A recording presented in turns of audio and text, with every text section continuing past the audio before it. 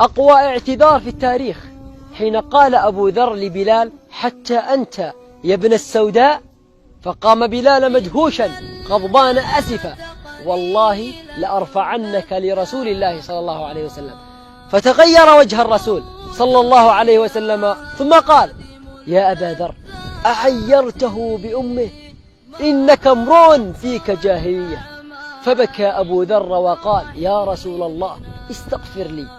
ثم خرج باكيا من المسجد، وأتى أبو ذر ووضع خده على التراب وقال: والله يا بلال لا أرفع خدي عن التراب حتى تطأه برجلك، إنك الكريم وأنا المهان.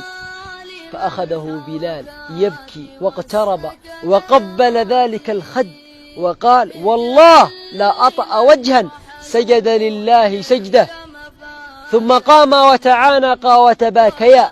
واليوم إن بعضنا يسيء للبعض عشرات المرات فلا يقول: عفوا أخي، عفوا أختي. إن بعضنا يجرح بعضا جرحا عميقا وجرحا عظيما في عقيدته ومبادئه وأقلى شيء في حياته، فلا يقول: سامحني، ويخجل من كلمة آسف.